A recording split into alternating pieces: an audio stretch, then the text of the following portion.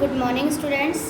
आज मैं आप लोगों का फर्स्ट चैप्टर का जो कविता थी जय भारत जय जय भारत, उसमें मैंने भावार्थ आप लोगों को समझा दिए थे। इस चैप्टर समझा दिया था इस पोएम का क्या भावार्थ है। तो आज हम इसका एक्सरसाइज करेंगे। ओके, देखिए बच्चों, सबसे पहले तो इसमें वर्ड मीनिंग है। स्वर्णिम का अर्थ होता है सुनहरी, बलिदान, न्यौछावर। उषा काल का अर्थ होता है प्रातः, सर्वदा, सदा, राष्ट्र, देश, अंकित, लिखा हुआ।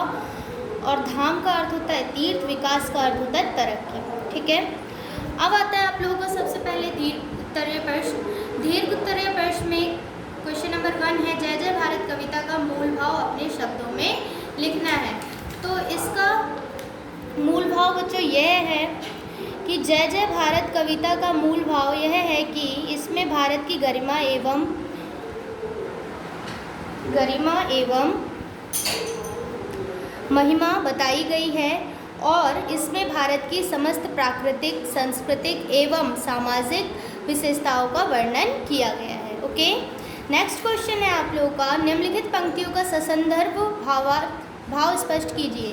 तो इसमें संदर्भ लिखना है पहले और फिर उसका भाव लिखना है, इन दोनों पंक्तियों का।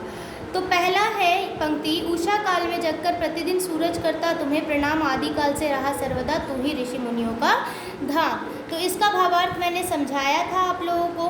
तो पहले संदर्भ कुछ ऐसे लिखेंगे, संदर्भ लिखेंगे। ठीक है, प्रस्तुत पद्यांश हमारी पाठ्य पुस्तक हिंदी में संकलित कविता जय जय भारत से लिया गया है और इसके रचनाकार विख्यात कवि डॉक्टर बैजनाथ सिंघल जी हैं।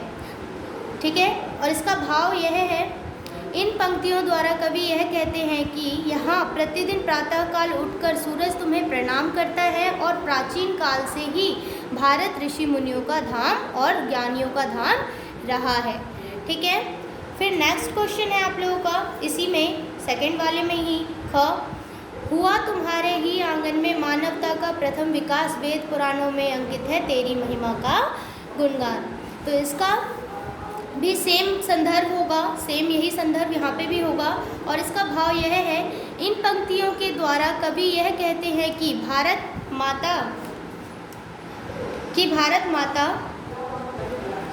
के आंगन में ही मानवता का विकास हुआ है और वेद पुराणों में भी आपकी महिमा का गुणगान है।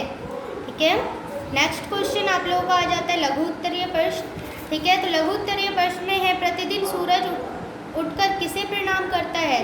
तो आप लोगों ने पढ़ा ये पोयम, तो इसमें क्या होगा, प्रतिदिन सूरज उठकर भारत माता को प्रणाम करता है। नेक्स्ट क्वेश्चन है, भारत की गौरव गाथा कैसी है। तो भारत की गौरव गाथा उज्जवल है। नेक्स्ट क्वेश्चन है, मानवता का प्रथम विकास कहाँ हुआ। तो मानवता का प्रथम विकास भारत माता के आंगन में हुआ। उसके बाद नेक्स्ट क्वेश्चन है क्वेश्चन नंबर 4, भारत की महिमा का गुणगान किसमें अंकित है।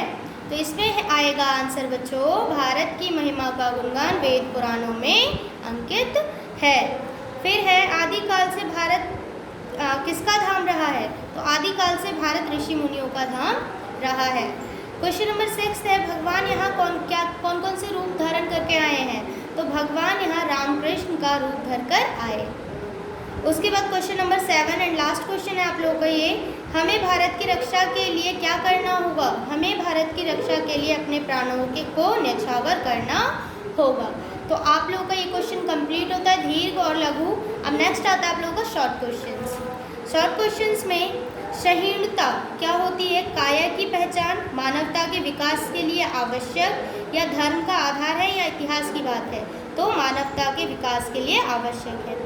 कोई देश की रक्षा तभी कर सकता है जब वह महान तपस्वी हो, वह धनवान हो, जब वह अपना सब कुछ बलिदान करने के लिए तत्पर हो, वह प्रतिदिन व्यायाम करता हो। तो जब वह अपना सब कुछ बलिदान करने के लिए तत्पर हो। इस पर टिक करेंगे। लास्ट क्वेश्चन है रिक्त स्थान।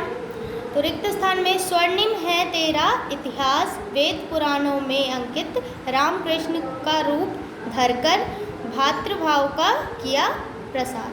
ठीक है, तो ये आप लोगों का कंप्लीट होता है। ये पंक्तियों में से ही फिल इन द ब्लैंक्स दिया हुआ है। तो अगर आप पंक्ति आपको लर्न होगा तो आप इसे इजीली भर सकते हैं। ठीक है, तो आप लोगों का ये फर्स्ट एक्सरसाइज कंप्लीट होता है, फर्स्ट चैप्टर ऑल कंप्लीट होता है। आप वापस से अच्छे से सब कुछ कॉपी में करके स्कूल में चेक कराने के लिए कराएंगे। Okay, thank you.